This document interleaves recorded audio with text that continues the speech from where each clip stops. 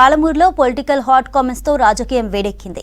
మాజీ మంత్రి DK అరుణపై CM Revanth Reddy విమర్శలు చేయడంతో కాంగ్రెస్ బీజేపీల మధ్య మాటల యుద్ధం మొదలైంది.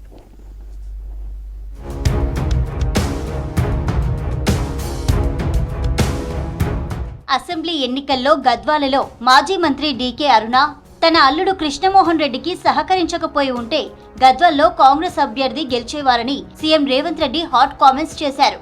ఈ కామెంట్స్ పాలమూరు పాలిటిక్స్ లో తీవ్ర చర్చకు దారితీసింది. కాంగ్రెస్ బీజేపీ మధ్య మాటల యుద్ధం మొదలైంది.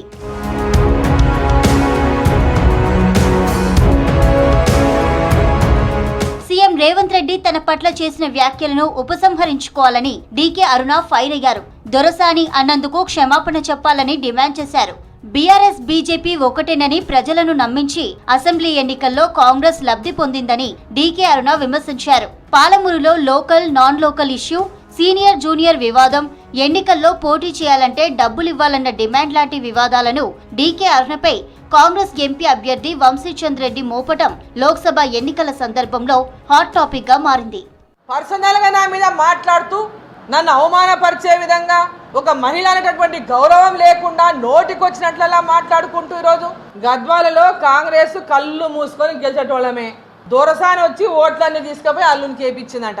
దొరసాని అనే మాట వాడినందుకు నువ్వు నాకు ఈ రాష్ట్ర ముఖ్యమంత్రిగా క్షమాపణ చెప్పాలి. ఇంకా వ్యక్తిగతంగా నేను అటాక్ చేస్తా వ్యక్తుల మీద అంటే చూస్తూ ఊరుకొని అరుణమ్మ సిద్ధంగా లేదు మిస్టర్ రేవంత్ రెడ్డి అని నేను హెచ్చరిస్తా ఉన్నా. అసెంబ్లీ ఎన్నికల్లో అల్లుడు కృష్ణమోహన్ రెడ్డి గెలుపు కోసం డీకే అరుణ కృషి చేసింది వాస్తవం కాకపోతే గద్వాల ఇలవేల్పు జోగులాంబ మీద ప్రమాణం చేయాలని జెడ్పీ చైర్పర్సన్ సరిత సవాల్ విసిరారు.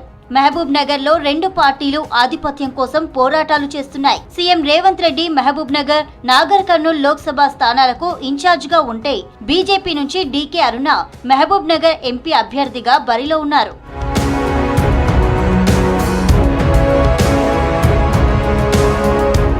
లోక్సభ ఎన్నికల్లో గెలుపే టార్గెట్ గా రెండు పార్టీలు మాటలకు పదును పెడుతున్నాయి.